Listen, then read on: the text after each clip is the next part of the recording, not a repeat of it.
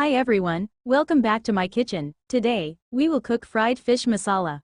This recipe is a delectable and aromatic Indian dish that showcases the rich culinary heritage of India. Above all, this dish is perfect for seafood enthusiasts. The key to this recipe lies in the harmonious blend of spices and the meticulous preparation of the fish.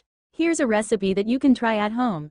Ingredients: for the marinade, 500 grams of fish fillets, such as kingfish, tilapia, or pomfret, 1 tablespoon ginger garlic paste, 1 teaspoon turmeric powder, 1 teaspoon red chili powder, 1 teaspoon coriander powder, 1 teaspoon garam masala, 1 teaspoon ground cumin, salt to taste, 2 tablespoons lemon juice or tamarind paste, curry leaves for extra flavor. Marinate the fish. Clean and pat dry the fish fillets. In a bowl, mix the ginger garlic paste, turmeric powder, red chili powder, coriander powder, garam masala, ground cumin, salt, and lemon juice or tamarind paste. Rub this spice paste all over the fish fillets, ensuring they are well coated. Cover the bowl and let the fish marinate for at least 30 minutes to 1 hour in the refrigerator.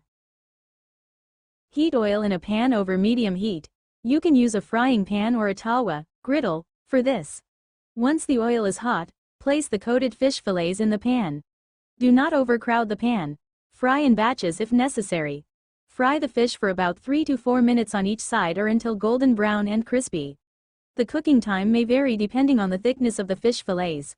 Use a slotted spoon to remove the fried fish from the oil and place them on paper towels to drain any excess oil. Thank you so much for having you today. If you love this recipe, don't forget to give this video a thumbs up, share and subscribe to my channel for more mouth-watering recipes.